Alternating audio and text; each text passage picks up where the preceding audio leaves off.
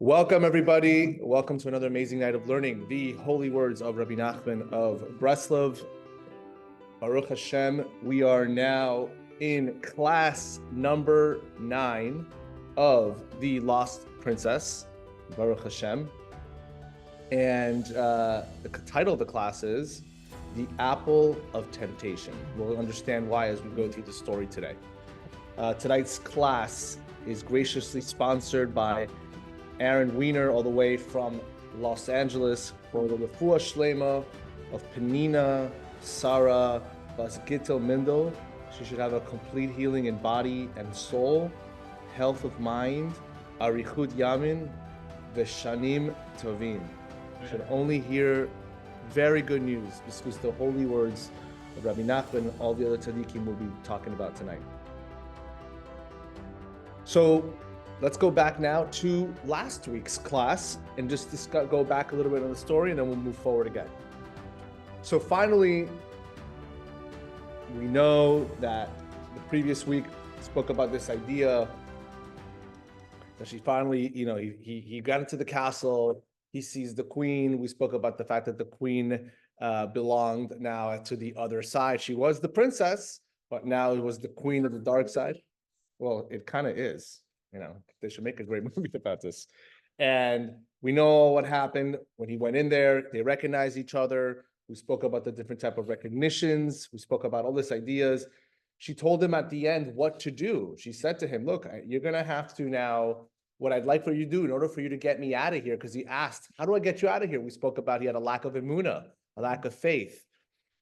How do you get the princess out? So she tells him, listen, you know how you're going to get me out? You are going to have to literally wait for me for a year. You're going to have to yearn for me. You're going to have to desire for me. And by you doing that and by fasting, you're going to be able to get me out. And don't go to sleep, especially on that last day. After 1 year, that last day, you fast and don't go to sleep. So now we're in today's story, and the story continues as follows. The viceroy, which we said was the tzaddik within ourselves, the tzaddik figure that we can connect to, the one that inspires us to grow. Remember, the lost princess is the excitement of Judaism, which we're going to discuss again. What does that mean in detail? The story continues, and it says the viceroy went and did exactly what the princess told him to do. So imagine he spends a full year, immerses himself in trying to connect to the lost princess, that excitement for Judaism. And on the final day of the year, he fasted, and as he said, and he did not sleep.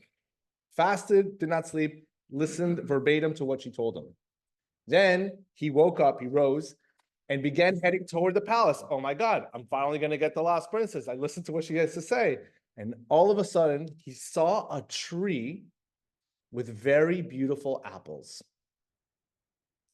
It was very desirable to his eyes, and he ate an apple. Immediately after eating the apple, he fell into a deep sleep, and he slept for a very long time. Kind of Snow White-ish. Yeah. So, or maybe they got it from Rabbi Nachman, right? So we see a lot of things going on here, but let's break it down as we usually do with this story. First part, the viceroy goes, right? And he did exactly what the princess told him. So what did he do in this time period? We spoke about what the lost princess represented, right? Emunah, the Malchus, the sphere on the bottom of the sphere chart, the Malchus, which is what Hashem's most favorite thing is. out of all the spheres. What does that look like? It's emunah, faith in Hashem, trust in Hashem, something you can't see. You can't judge my emunah. By my emunah, he worked on his emunah, confiding in Hashem for everything. Tefillah, prayer to Hashem with kavana, with intention. Hitbodedut, speaking privately to Hashem, one-on-one, creating a relationship with Hashem. Humility, another very important quality of Malchut, the concept of humility. What does it mean? Humility doesn't mean that I don't think I'm anything. Of course, I have a lot of worth, but humility means I'm humble to Hashem. Hashem is the one who's in control. Hashem is going to give me what he needs to give me. I am not better than anybody else. Hashem is in full control. He doesn't owe me anything, but my job is to always make him the king. That's the concept of humility. Simplicity, serving. Rabbi Nachman talks about simplicity all the time. To serve Hashem with simplicity means literally that. Don't overcomplicate it. Don't over make something that it has to be like chumrah to the 1000s. Like make it like, there's a lot of people that do that when it comes to serving Hashem. I have to make it super complicated. I have to make havanas that are like crazy, like simplicity. Serve Hashem with simplicity. God consciousness, meditation, trying to connect to Hashem on different levels, which we've spoken about in many of my other classes, how important that is. Simcha, happiness, joy. Ibdu with Hashem is simcha. Simcha is the key, as we spoke about many times. Obviously, Rabbi Nachman talks about this all day long, and the idea of having simcha and happiness when you're serving him. Yirat Shamayim, right? Obviously, Yirat Shamayim means fear and respect of Hashem. If I'm going to the side of a shul, I don't talk during davening. If I have Yirat Hashem, I respect the place where I'm at. I give kavod. I respect God, and I respect the Torah, and I don't trample over the Torah, and I don't make fun of the Torah, and I don't make fun of rabbis, and I'm in this world that is dealing with respect of Yirat Hashem. And interesting also in here is meaningful relationships, because when you make meaningful relationships in the world of spirituality, your spirituality can grow. I mean, you're connecting with the right people that are on the same boat like you, that are giving the right advice to you. You're sharing Torah with each other. You're sharing your problems, people giving you answers. Want to hang out with the right people. This full year that was given to this person, to this viceroy, he did all of that, and let's put it to our own level, our own lives. We were working on that. We've been working and working ourselves to get to such a high state, getting close to Hashem. We're doing all these things. So he's finally there. He's walking into the palace, right?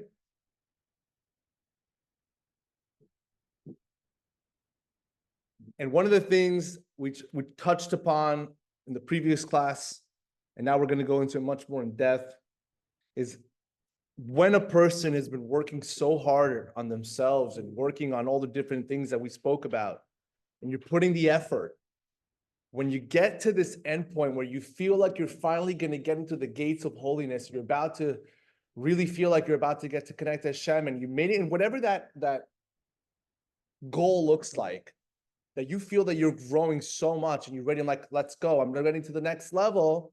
What happens is the Yetzer Hara comes into play.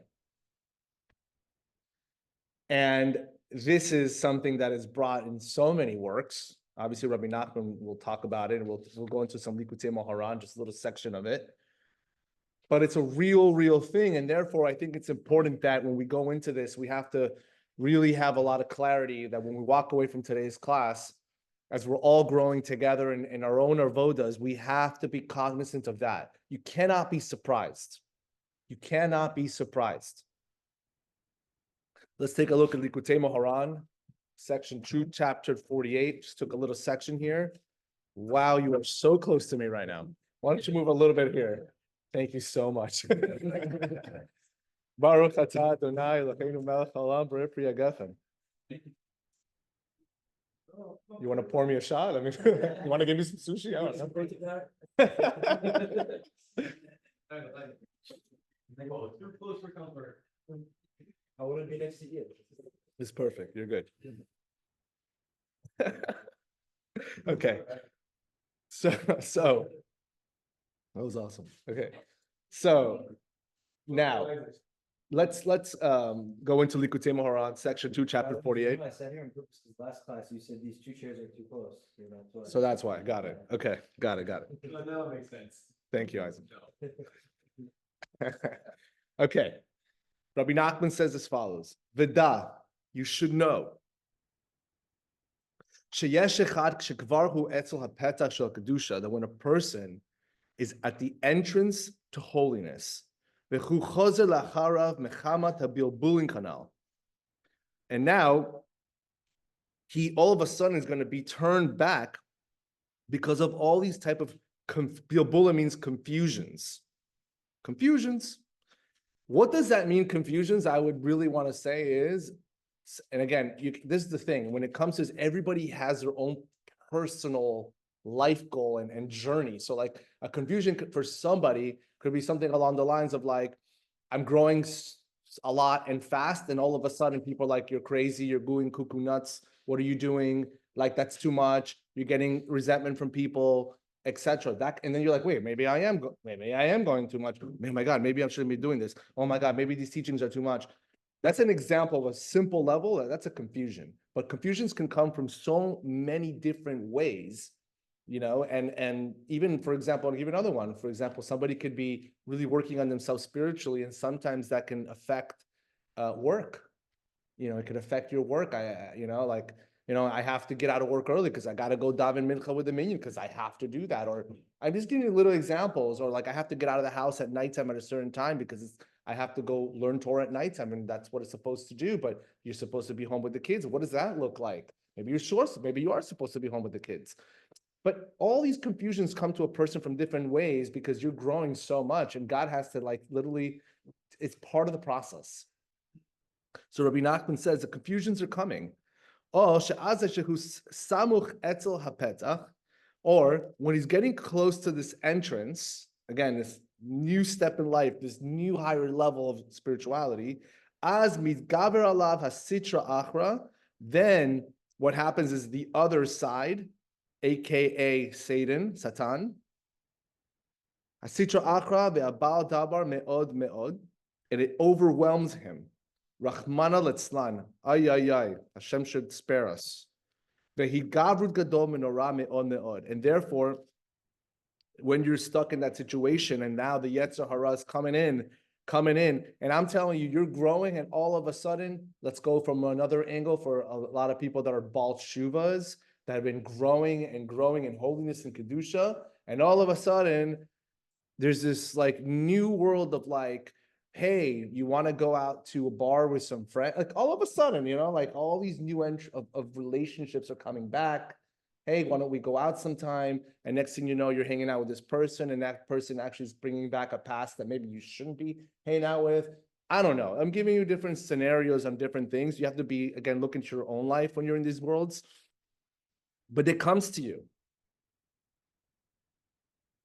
And because of this, what happens? You're not going to get through the entrance. And basically, it's just crazy how this all happens. But chas v'shalom, you get to that place and you're so close. When it sees that a person's so close to the gates of holiness, Mamas Sharia Kedusha, Bechimat Sheichnos Azayhu Mitpashir Alav Gavru Gadol Me'od Me'od. What happens is, again, it mounts a very powerful assault against him. Rahman al-Atzlan, Hashem should spare us. Al Ken Tzarich Az Hizkatu Gadol Negdo. And therefore, Rabbi Nachman says, one needs great encouragement to counter this. Principle number one, it's brought down in Rabbi Nachman's wisdom. The more you want to serve Hashem, the more the forces of evil are going to come out and get you and against you. That's a tough rule. People don't know that. The more I want to grow, you are going to get a lot of pushback. That's number one. And Rab Nassan says in Likutei Halachot, in one of his main works, he says that doesn't only happen on a person that on a day-to-day life, but you could see it universally on a world level. that happens also. What do we mean? I think we all are very cognizant to understand that right before the times of Mashiach, you better believe the dark side, the other side, is going to go full blown, trying to make sure that you don't do holiness, kedusha, growing in God concept, aka look at the world today, and look what it's doing, and all the different approaches that it's done, even going back to the times of even for sure COVID, to make sure that people are not connecting to Hashem, and they are in confusions and lost, etc., etc., etc. It has to. It makes sense. It has to be this way. And Rabbi Nachman said, "V'shamanu mitzadik amiti she'amar," and we heard from a true tzaddik. She'ilu haya omer lo echad, ihyeh mi sheyeh be'et she'asak be'avodah Hashem be'techilato. He says, had anyone told this, me, Rabbi Nachman saying this really about himself, by the way, had anyone, no matter who it was, told me when I first began to serve Hashem, Achi, my brother, Chazak ve'echoz atzmecha, you know the term Chazak ve'ematz, right? Be strong and hold on. Ha'iti ratz mizdarez me'od be'avudato itbarach. I would have run and have been very quick in serving God. Ki gam alav arbar kol hakanal.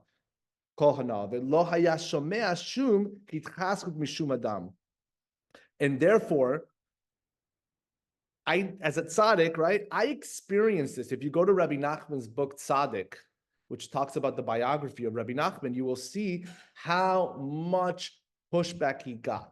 And he constantly talks about it, the ups and the downs and the ups and the downs, and he tried and he tried. This is Rabbi Nachman, but he's talking about himself. And he's telling you, like, he didn't have anyone going, hey, buddy, you can do it. Like, nobody told him that. He had to do it through himself. So he's literally giving you now that encouragement. And I want to say this very clearly and strongly, that anytime we're looking at the words of the tzaddik and you're looking at this book or you're looking at the text in front of you, it's brought down. It's a very well-known thing. Rabbi Nachman says it. You should know. It's like you're looking at Rabbi Nachman directly. He is talking to you right now. Wherever you are in your life, spiritually at that moment, it's literally like he's having a conversation with you right now. So this is real. We take it in, we take the advice. You have to understand it. These are real things that are happening. We find that it's like relative to like if you're experiencing like a time of like a lot of resistance, does that mean that you know that happens? Yes. You should know you're at the gate of holiness, or you're about to rise up to another level up, but it's coming. Well, you know, first of all, that you're growing in general. There's definitely some growth that's happening within yourself, right? And then all of a sudden you're feeling a pushback. You know, I can give you another example. A person could be growing. You're going to wake up, you know, early in the morning. You're trying to go prayer with a minyan. I'm just giving you examples. Yeah, you're starting out. I'm putting on my tefillin, whatever that looks like for that person. And all of a sudden you're like, next week, you're like pounded with like, I don't know, night event. Now I can't go wake up in the morning. I'm tired. Why did that happen? I was doing so good, right? These are all tactics from the Yetzer Hara to bring you down. You have to just be aware of them and know, okay, this is real. Don't panic. And if I slip, it's okay. Right back up, we go. Right? It comes to mind is, remember the rabbi over Shabbos mentioned about the airport Yes. with the guy where he was like trying to go to a flight and couldn't go to Shabbos? Yes. Very good. That's a perfect example. Right. Now, another thing that is interesting that the Yetzer Hara does to a person, and another angle of it, and I think whatever, again, everybody on their own level, is this idea of overconfidence in our avodah of Hashem. Meaning, I give you a pasuk from Tehillim. David HaMelech brings it down. V'ni amarti b'shalvi bal emot leolam. We say this every day. I don't know if the Ashkenazim say, yeah, maybe. Hodu Hashem. It's in the beginning of Shacharit. He says, when I was untroubled, I thought, I shall never be shaken. I am riding high, kedusha, holiness. I'm unstoppable now. Look at me and my avoda. I am like going to all the minyans. I'm learning all the Torahs. I'm doing what to do, and I'm going to the mikvah. Wow, look at me. And I'm talking about internally, you're thinking, oh, that's it, man. I'm on fire. Yeah? Hashem b'ritzchoncha chemata harei oz histarta panecha iti nimchal. So it says, for you, O Lord, when you were pleased, you made me firm as a mighty mountain. This is the pasuk in Tehillim. And then it says, when you hid your face, I was terrified. Look at the pasuk again. For you, O Lord, when you were pleased, you made me firm as a mighty mountain, meaning I was like a mighty mountain. And then all of a sudden, when you hid your face, I was terrified. Look at the commentary from the Radak. The Radak says, the meaning of mountains is that they refer to my intellect, which was elevated, and you supported me with your strength so I did not falter in my thoughts. And the evil inclination had no power over me. Man, you're learning a lot of Torah. I'm growing in my intellect. I'm going in higher levels, etc. Yetzer hara is not getting to me. But when you hid your face from me for a moment, all of a sudden God's like, okay, let's see what you got. See ya, right? All the different things that can happen to the person. I was terrified and I stumbled in my thinking, and my evil inclination gained control over my intellect. Right? Don't think you're Mr. Mighty person because now you're doing all these things. Ha ha ha. No one's going to bring me down. Very careful. It's a very big mistake. I had some experience. Hashem punished me for being up high and thinking I'm untouchable. Okay, that's another concept. That's just arrogance also in general, which is Arrogance. Yeah. right. Yes.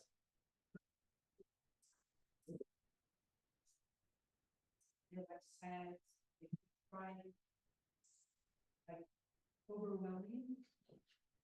So is that like the evil inclination, and how do you do for that? It depends what the sadness is coming from. If the sadness is coming from something that is, again, we want to go there, right? Rabbi Nachman says specifically, right?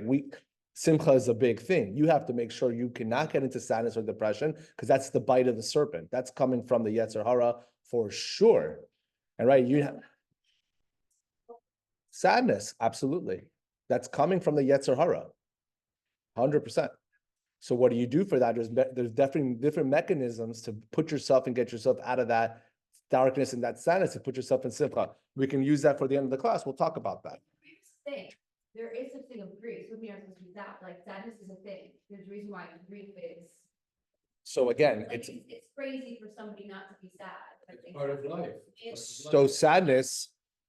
So let's do this. it's not how, that's not how we can push it up. This is a longer conversation, but I will just tell you like this. There's a time to be sad about, God forbid, Chas v'shalom, things in life. I'm not saying no, but you can't dwell on it. You can't be like, I'm just gonna mope around all day and be like, you can't dwell on something because that's also not what Hashem wants. Or we could say there's a place for everything. There's a Not time, place. there's a time to cry and there's a time to laugh.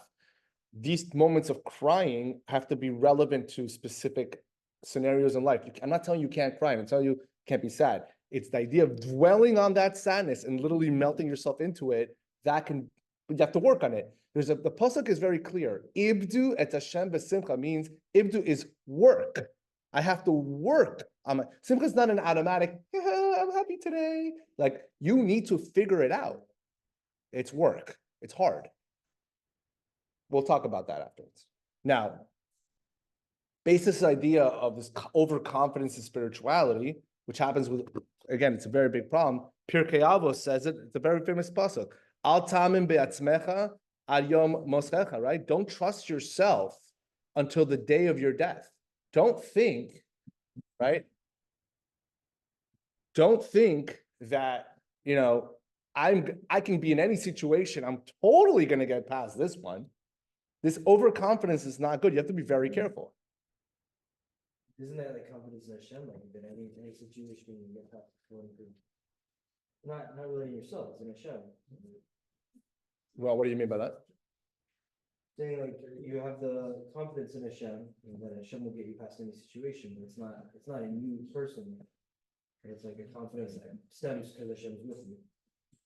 Yes, but again, even if Hashem is with you, which he is with you, right? You can get very cocky in your holiness and pretend like you think that you can get past any situation, which we'll talk about some things right now that are real.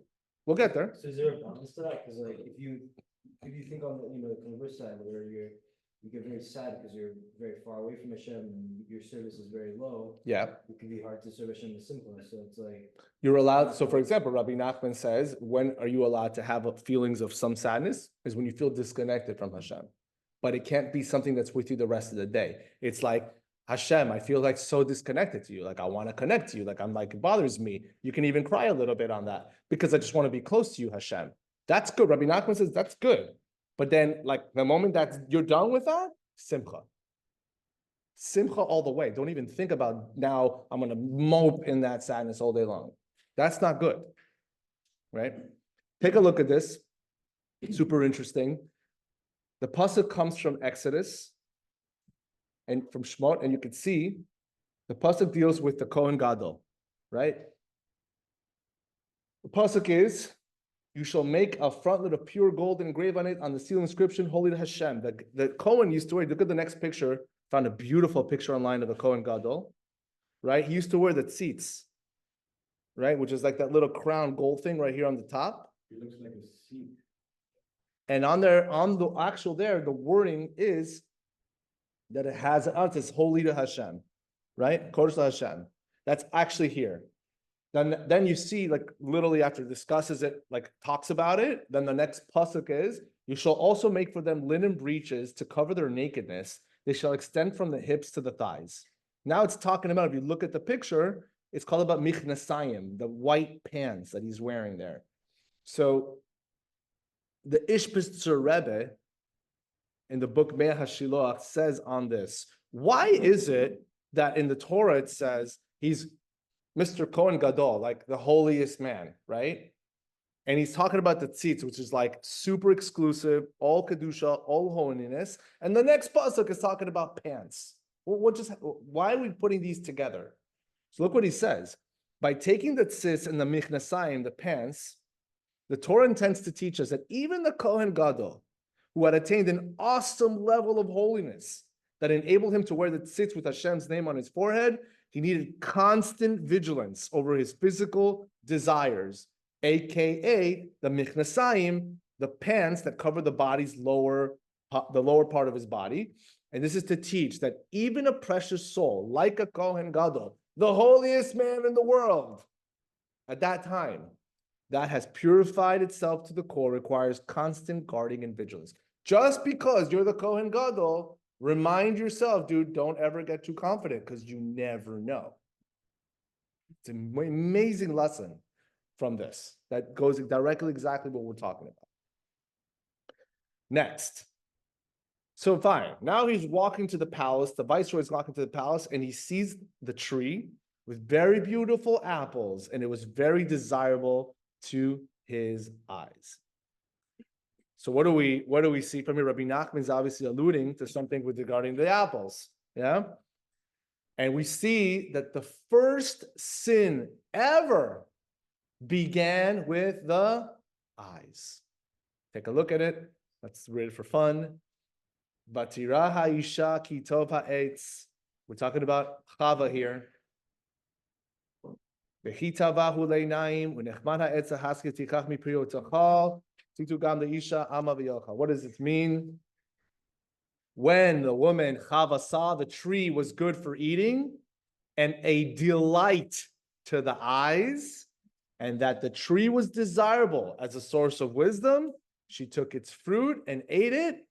And then she gives some to her husband, to Adam, and then he eats it. Can I ask the obvious question here? Yeah. Why did she sin with her eyes? Wasn't the sin actually eating the apple? So there we go. Well, you're going ahead. Watch. Slow down. Here we go. Look what Rashi says on this idea. The eyes, it's a very well-known concept. The eyes see, the heart desires, and the body performs transgressions. And this is how it works with all sins. The eyes are like as we see, you're going to see, we're going to talk about a tremendous amount of psukim to support this, right? The eyes are the windows to your soul. There are the mechanisms for kedusha and holiness, as we're going to about to find out. Now, regarding the eyes, look at the comparisons and the differences, right? But before actually we do that, let me put you this quote from Masechet Brachot, little things regarding the eyes. Let your fear of me, of Hashem, be opposite your eyes. Irat Shemayim, fear of me, comes from the eyes, and guard your mouth from sin. Now, what do we learn? Take a look at this. Lessons from, I put it from Esav. Talking about Esav these past couple of weeks, yeah? Look at the pasuk. Vayisa et einav, vayira et hanashim. I saw this today and I was like, that's amazing. Esav, bad guy, like the typical guy, materialism, against Hashem, doesn't want anything to do with holiness, kedusha, right? Yaakov is approaching him with his family. They're finally meeting after this long time. Okay, what does it say? Vayisa and Esav lifted up his eyes, vayira et hanashim, and he looked at the women. And then it says he looked at the kids and whatever, but that's what he saw first. Isn't that interesting? I found that very fascinating.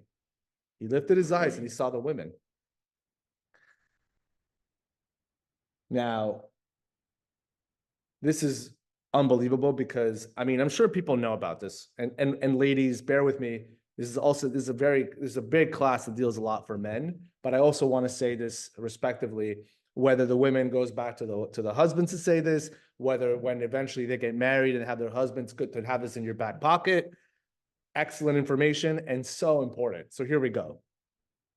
Orach Chaim, Shulchan Aruch, the laws, guys. Okay, a person should be careful not to look at a woman, even if she's fully modestly clothed, if there's a chance that it will cause him to have impure thoughts or desires. Sounds obvious, but not really.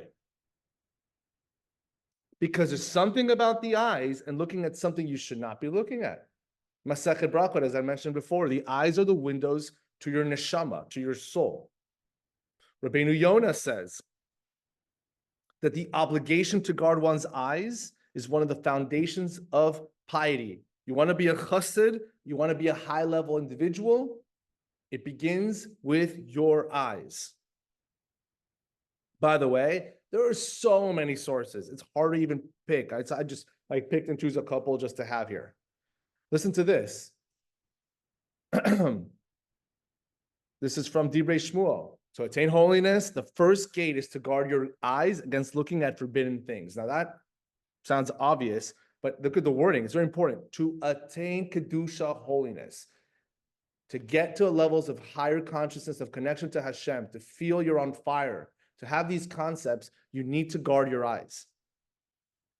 From Masechet Sota and the Gemara, our rabbis have taught that Shimshon, remember Shimshon, long hair, strong dude, he's a prophet, rebelled against God through his eyes. Why?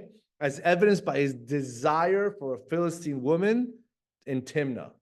Because he had this desire, eyes, looking, desiring, this eventually led to the Philistines gouging out his eyes when they killed him. Prophet. Shnei Luchot HaBrit, Shalah HaKadosh, when he will guard his mouth and his eyes, he will merit all the levels of holiness. Obviously, the mouth is also a big key. Eyes, huge. Now, also on top of all of that, there's another concept with the eyes in Bava Metzia and the Gemara. Look what it says. It says that almost all forms of death come through the agency of the ayin hara, the evil eye. And the advice to save ourselves from this is to guard our eyes against looking at forbidden things. For because of this behavior, Yosef and his descendants merited the ayin hara, that no power was over him. What are we talking about here? Let's go back. Ayin hara also means not just the fact that I'm opening up my eyes and I'm looking at something improper, desiring all this world of that you shouldn't be doing, but also desiring of looking at other people's things and their stuff, right? We're looking at their objects and their house and their car, and look at his wife and look at the kids, and you're looking and you're looking and you're looking. And you know what happens when you're looking? You are judging, you are desiring, you want. This creates ayin hara. And ayin hara is one of the main mechanisms that can kill a person. A person has way too much ayin hara. And again, not that I'm an expert in ayin hara, but unfortunately, unfortunately, I don't know how you want to call it. I've met many mekubalim. And the mekubalim, one of their jobs is they know you have 18 ayin haras on you. You have 25. You have 100 ayin haras on you. So you have to be careful. Number one, from a level of, let's say, your side, you need to be humble, right? Not be showy. I'm not here to show off this. I'm not here to show off that, because we don't need ayin hara. That's the last thing that we need. On top of that, a person who has his eyes open, is looking, you have to be judging people favorably. Whatever they have that's what Hashem wants. I have my life. I'm happy with what I have. Looking at the good, looking at it with the ayin tov, right? So that's another concept of the ayin. Good. Now, on the opposite to Esav, we have Abraham. Look at Abraham's pasuk. Bayom HaShlishi, Vayisa Abraham et Einav. We know the day that he's going to go. He wants to go. He's going to take Yitzhak and he's going to go sacrifice Yitzhak. Look what he says. And Abraham looked up. Esav looked up, and what did he look at? Women. Abraham looked up. Vayerat hamakom merachok, and he saw. You guys remember from last week? A place in this world, Hamakom. Who is Hamakom? The Shekhinah, Hashem. He looked up and he saw Hamakom. From where? Mirachok, from afar. He saw the place where Har HaMoriah was going to be. Look at the difference in contrast. Abraham is looking up. I'm looking up to Hashem. The Shekhinah, Hashem. My eyes are there. A person, Rabbi Nachman says, this is brought down in the Zohar, a person should, when they wake up in the morning, the sun comes out, you finish davening, just look at the sky. It helps you in your eyes, in your Kedusha, Yirat Shamayim. It's a very big thing. Look up to the sky, look up to Hashem. Now, beautiful teaching also, and this is really awesome for the guys who do Kiddush on Friday nights. We know specifically regarding the eyes, that the eyes, the holiness is there, right? How do you rectify the eyes? One of the mechanisms is on Shabbat during Kiddush. Because it says specifically, if you really know Kiddush well, there's like so much going on in regards to, if you want to look at it from a Kabbalistic, meaningful, intentional, there's a lot going on in Kiddush, okay? But on a simple level, Chas v'shalom, a person has issues that they've done with their eyes. If you're cognizant of that, when you're raising up the Kiddush and you're raising up the wine, a person is supposed to, when Yom HaShishi, you're supposed to be looking at the candles the whole time for stanza, the paragraph number 1 until Borei Pri Hagafen. When you're standing, you're supposed to be looking at the wine. But the first part you're supposed to be looking at is the nairs. So there's many reasons.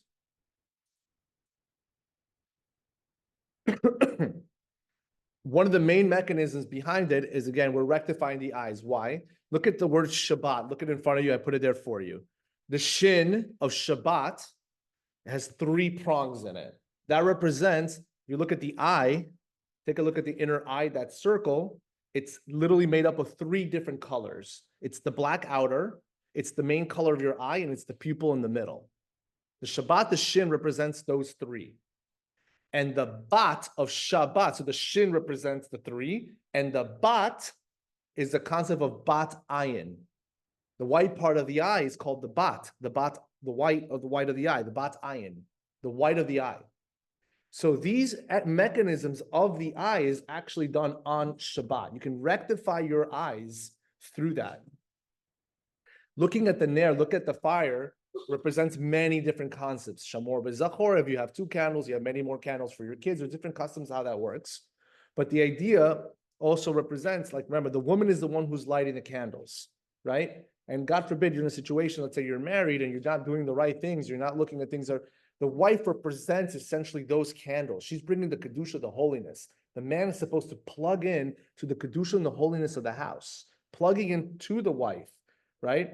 Shabbat is the actual time of love and affection, of joy and happiness. That is actually Shabbat. So we're looking at the candles, plugging to kedusha, my wife, holiness. I'm back in track, using the light of the candles. All of these things are real and bringing the kedusha and holiness and rectifying. The Gemara says, you're rectifying all the large steps that you did of walking too much for things you should not have gone to walk to. So it says in the Gemara. Look at the candles up until what point? So you look at the candles all the way until Borei Pri Gafen, and you're looking at the wine, and now you're looking at the wine straight up. Now through the end till the end, you're just looking at the wine. Why? Because you're focusing, there's a lot of details in that, but on a simple level, you're saying it on Borei Pri Gafen, and the wine has a lot of also representations of what it represents, not for this class, but the idea is that the Geffen and the Gafen, you're looking at the wine, and you're focused only on that. Now, if you know the Kiddush by heart, better, because now you don't have to be looking at the words, and I'm looking at the candles, I'm like, so better if you can know it, but if you know, it's okay, same idea, just keep that in mind.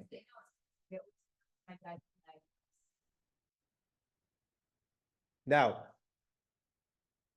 with that being said, a person who's now understanding of all this, if I'm in a mentality where I'm working on myself, I'm working on the Torah, I'm cognizant of all the things we're talking about, being aware, look at the pasuk in Tehillim. Shetuli bebeit Hashem bechatzor Elokeinu yafriku. I am planted in the house of Hashem. They flourish in the courts of Hashem. A person who is really connected on this level of Torah, mitzvahs, Hashem. Okay, Yetzer Hara, you try it, I got you. I know it's coming. I'm in this space, I'm prepared. There's a lot of people, I can go from a different angle, maybe not for the people that are in this class, but I can tell you right now, there's many people that go to yeshiva, are brought up mentality, the from home is a whole 9 yards, and then they go out to the work world and boom, it's gone. They were not prepared to go into the real world to see what happens in the real world. They weren't ready. A person who goes in it with the lost princess mentality, with all the different things that we've spoken about, your relationship to Hashem, you're planted in his courtyard. We ain't going nowhere. I have roots that are embedded in the ground. Look at this other pasuk that deals with that same idea. Ma tobu Elokecha Yaakov, Mishkenatecha Israel. Right, very famous saying. How fair are your tents, Yaakov, your dwellings, O Israel. What does this mean? You could see, what is a tent? A tent is something that it's not your home. A tent, you go from one place to another place to another place. Your journeys, I'm out in the world. It's the world, the tents of the world, right? The tent hints to the journeys a Jew has to go through outside of his four amos of his makom. At that space, the Jew who's out in the work world, the world that we are today, you're Yaakov. That's who you are. You're traveling around, etc.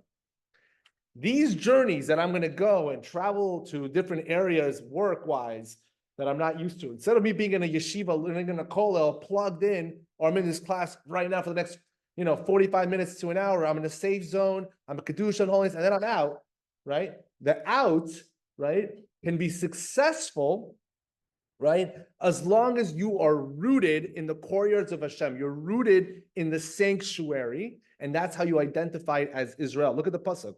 How fair are your tents? How good are your tents, Yaakov? How good is it when you go out, Yaakov, into the work world?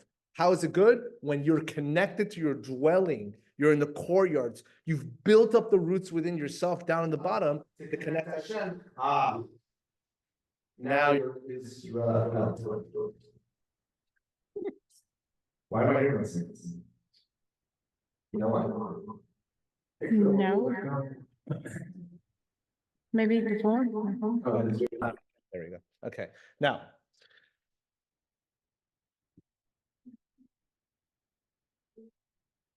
with that being said, you guys all with me? Simple concepts and ideas, but very important. This is from Rav Nosson of Breslov, Likutei Halachot. This is the primary perfection of man, for one to become so very established in Torah and Avoda that no matter where he might find himself, in all the various situations in the world, he will always return from there to his established place, his connection to the Torah, where he finds peace and stability. What did I say before? You need to find your makom. That was last week. A place in this world. You need to know who you are, who I'm connected with, what's my money spot, where do I feel that my connection to Hashem is on a high place so that I can go out and now go to the world. And I can always come back and I know who I am and no one's going to change me, right? That's that same idea. And in this case, what happened with the viceroy? The viceroy obviously worked on himself for this whole year, but something was missing that he used his eyes. Ooh, he saw that tree and he's like, yeah, I want that apple. Like he should have just gone, I'm going into the castle. Dude, he waited a whole year. You couldn't have just gone into the castle and just, story's over. No, something happened, right? Now, another really super interesting idea and concept in regards to this lost princess idea, Yetzer Hara, because it's all another aspect of the Yetzer Hara, is having lost princess intuition. What does that mean? And the question is, do you have it?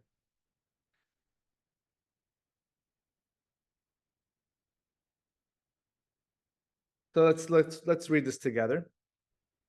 Regarding the Yetzer Hara, Chazal teaches. Today he tells you to do this, do like a little minor sin, and tomorrow he tells you to do that, until eventually he gets you to worship idols. This is very similar to the snake we know in Gan Eden. The Yetzer Hara whispers into the ear. This is exactly what happened. Look how beautiful those apples are. Did the princess say you couldn't look at the food? You can look at the food. Who says you can't look at the food? This is what's going on. Think about this in real life, by the way. She only said you couldn't eat the food. You can look at the food. This is how it starts. Right? You don't have to have Facebook and Instagram. You can have WhatsApp. I'm going to look at my statuses now. Right? It's silliness, but it's a simple thing. You can have little things that are like, what? And then goes from there. Oh no, you know what? I need to have this now. Oh, I need to have this. No. I think this is an example with a phone. This can go nuts, right? But it's like that with a lot of things in life, right? What is this coming out to? This is a big thing. And this has happened so much in the Jewish world, especially in the frum world. It's that Yetzer Hara that also says, oh, come on, man, you don't have to be so overly stringent. Now, we spoke about simplicity. Simplicity means to serve Hashem with simplicity, with being simple. But being also stringent and machmir is very relevant in certain scenarios, as we're going to see. Look at the Ishbitzer Rebbe. It says this in Parshas Emor, his book Mei HaShaliach. This very interesting takeaway. On Shavuot, the giving of the Torah, we're receiving the Torah, Hashem implanted this idea of Bina, intuition. I don't have the Sphira chart in front of me, but you have Keter, which is the top, you have Chochma, which is Bina, and Da'at, which is your brain. Chochma means wisdom, Bina means understanding, Da'at means knowledge. I got it. Bina is a place of Teshuvah. That's where the Bina is located. Bina is also considered like mother. It's another terminology of Bina. It's a place where I process information. I'm just like a baby. I'm gestating the information. I'm Bina. Bina also comes from the idea of intuition. Ever heard of motherly intuition before? Sounds familiar, ladies? Ladies? Yeah? How do you say in Spanish? Intuición? Intuición. I feel like my mom talking to me now.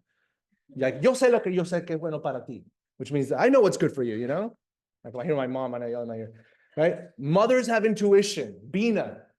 So listen to this. Hashem implanted Bina into the heart of every single Jew, that they should be able to perceive the will of Hashem on their own. This Bina is referred to as the moon. The sun is the Chachma, it's the intellect. So Chachma is the intellect, reflecting off the sun is the moon. It's right here, right? It's the Bina. The Chachma is the 600 mitzvahs, right? Which enables a person to assess each situation and understand how to act. You give me the mitzvahs, you give me the Chachma, I know what the halachas are, okay? I know how to be a Jew, how to daven, how to pray. Here are the laws of the holidays. Here are the laws of the daily life. Here are my 613 mitzvahs, okay? This was given to us in Mount Sinai. That's the Chachma. The Bina, okay, which is like the concept of the moon, right, is the ability, listen to this, to draw an inner boundary and say, until here is the will of God, past here no longer represents the will of God. What does that even mean? And I know, guys, your brains are going to start like going like this, thinking about a lot of things now. Bilvavim Mishkav Evne, beautiful book. Look at this beautiful statement is what explain it. The soul, the neshama, can feel all kinds of contradictions in this world. One example is when a person indulges in permitted pleasure. Wait, halacha says, okay, no problem. And you're like, yeah, for sure. And you're like doing all these pleasures. Halachically, it's okay. This is called the disgusting one who indulges within the permission of the Torah. When a person indulges in desires, even desires that are permissible, and they're not forbidden by the Torah, his soul can feel disgust inside. This is a simple example of materialism that makes our soul recoil. I thought that was actually a person asking me a question in the class. But look at this, look what he says. Scroll down a little bit, Liora. Look at this. But in our generation, there is a new kind of problem in which people around us engage in certain actions that appear to be mitzvahs, but a person can sense that if he does this act, it will further him from holiness. There are things which other people do which appear to be fine, but just because others are doing it doesn't mean it's good for you to do it. And when a person has an intellectual prowess, you have a sensitivity, your neshama is like, something's not right here. He will not, if you don't have it, you won't be sensitive to things which can harm your soul. And this is huge.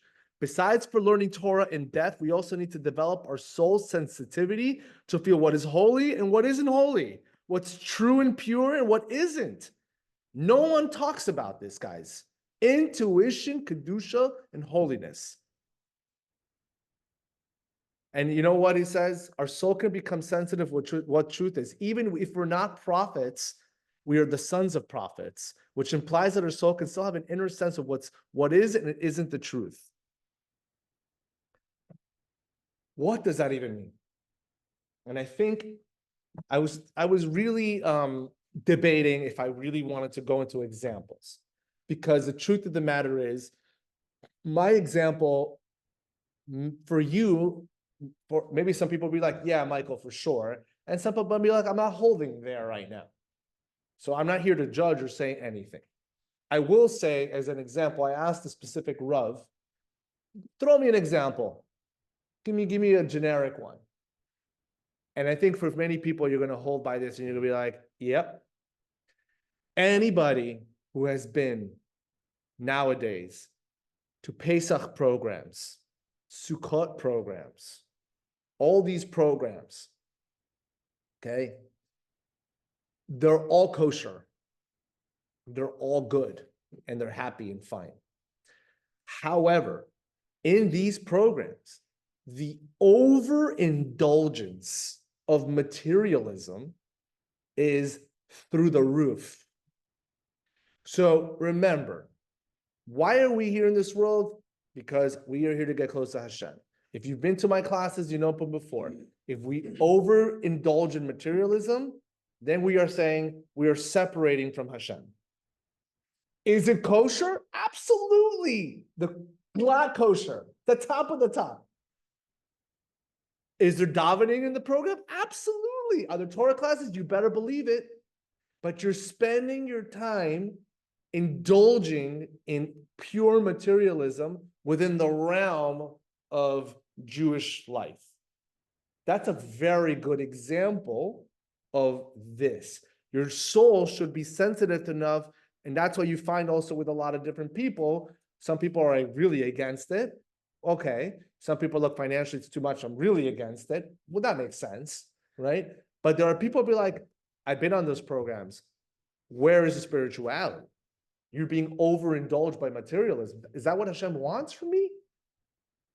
Hashem wants you to have a really nice meal. Hashem wants you to have kabod for the holidays. But how much is enough? I'm asking a question. And this is exactly a simple example. You could take this and start looking at a lot of things in Judaism today. And you start going and questioning. Is that really what Hashem wants? Something's off. But it's kosher. It's fine. You hear me? You guys hear what I'm saying? Being sensitive to that. That's an art. That's an intuition. That's part of the Lost Prince's ideology.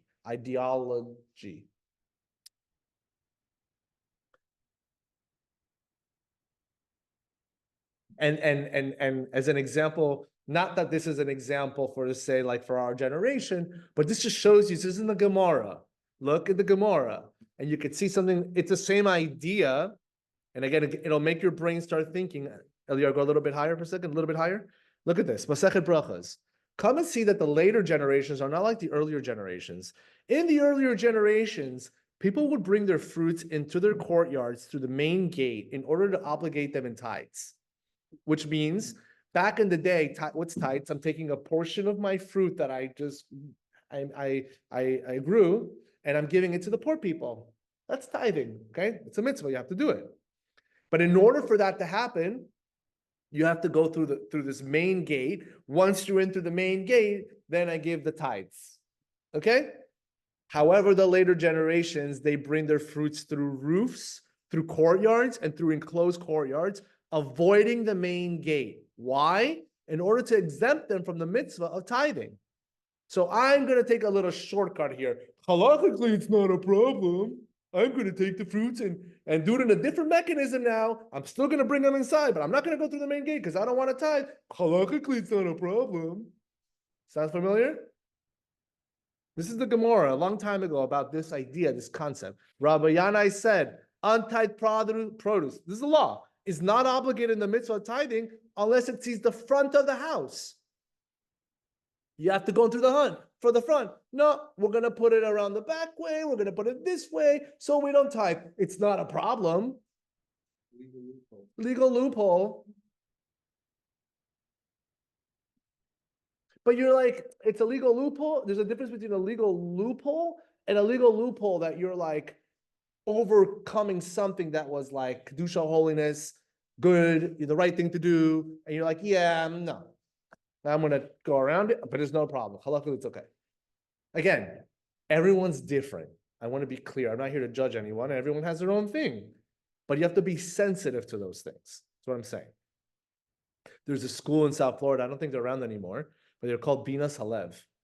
Binas Halev is the name of the school. What does Binas Halev mean? The intuitive sense from the true will of Hashem.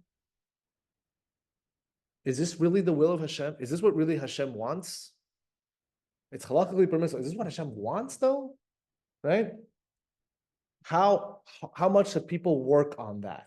How do you work on spiritual muscle on intuition? Is the question. How do you get that? Right? And the answer is a beautiful way of answering it. If you study the behavior, the decisions, and the mannerisms of true Avdei Hashem, servants of Hashem. If you watch them, real people, the people that you know, this rabbi, oh my God, he is legit. I've seen him, I know, I watch his actions, I hung out with him all the time, I know exactly how he acts, how he talks, how he's at home, like, right? There's stories about tzaddikim. Read the stories of tzaddikim, they're inspiring, right? Connect to the stories, learn about them, right? It's inspiring. You see their actions, how they thought, right? Look at what it says in Masechet Sota, based on this idea. Rabbi Elazar taught, one who has studied Torah and Mishnayot, but has not served Talmidei Chachamim, is considered to be an ignoramus. If you have not served a Talmid Chacham, What does a Talmid Chacham mean? A very knowledgeable person who you have tremendous amount of awe and respect for as your Rebbe, as a leader, as a person you believe in him, and you serve him. What does serving look like, right? In this case specifically, it could look at something as simple as, whatever you need, Rebbe, I'm here to help you, right? As an example, right? Or as I'm going to give you an example right now for myself as well. When you host Talmidei Chachamim in your home, if you have the zchut and the merit, Hashem lets you and gives you that opportunity, and you see a real Talmid Chacham in your home, you have the best perspective of really seeing what they're really like, right? It's very nice to see, oh, here's a nice Torah class, right? And you see them on Torah Anytime, you're like, ooh, wow. But like, how are they really in person? Sometimes you have a rabbi, who could be the greatest class in the world, but he's a lousy person. And that's real. And I'm saying it to you straight up. I've been around the game for a long time. I've seen a lot of different rabbis, and it broke my heart when I started getting exposed because I saw it. And on the other hand, you see people that may not be the best Torah speakers in the world, but they're the best human being ever.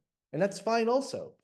But what I'm saying to you is when you see a true Talmid Chacham and you know who they are and you host them in your house and you have an opportunity to serve them, right?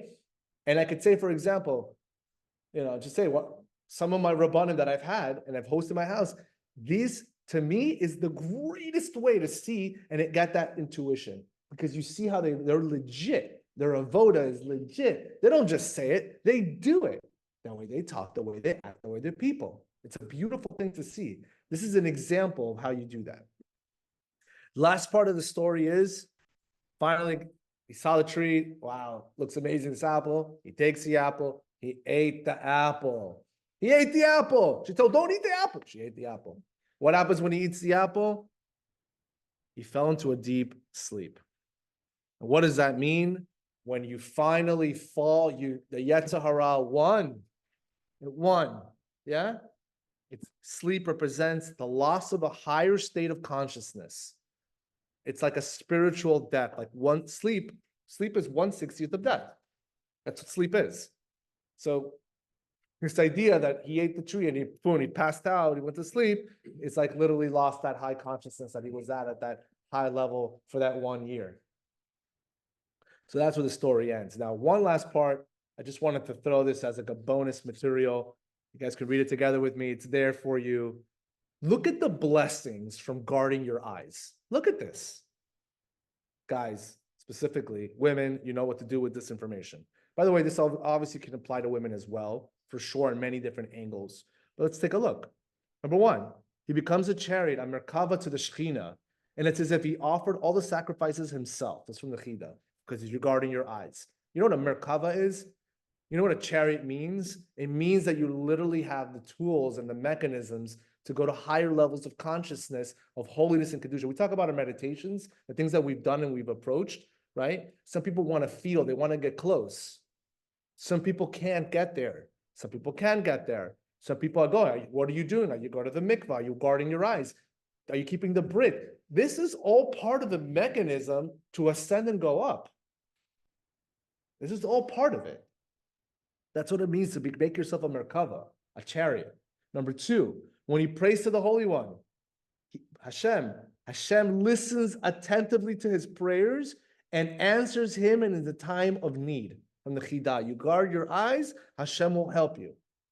The force of his holiness and his labor endures forever, and his descendants to come. Your children will reap the benefits from it.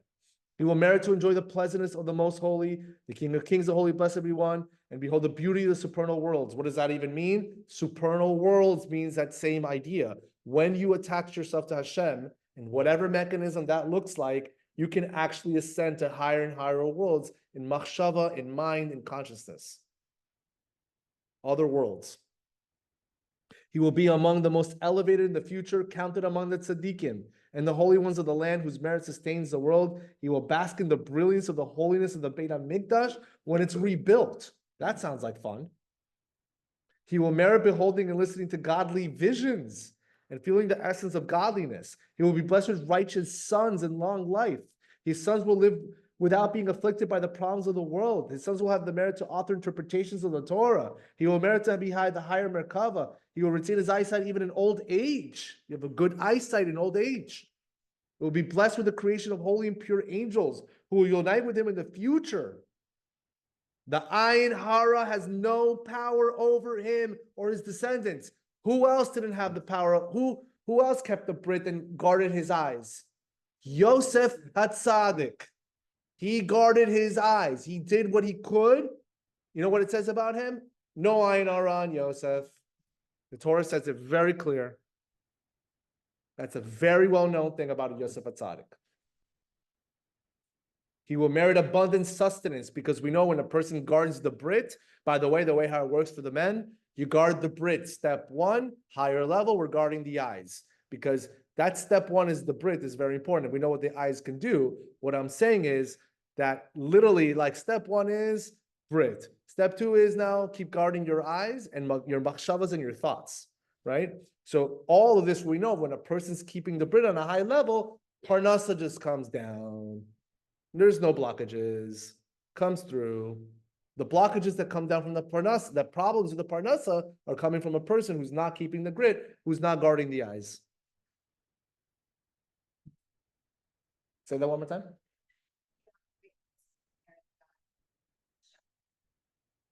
The woman's job is to help the man, number one. That actually is the role of the woman, is to help the husband achieve the highest level of himself.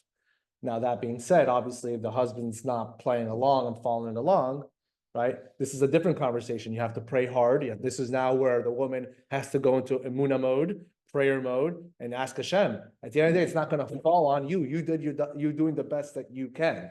It's not going to fall on his free will to make the right decisions.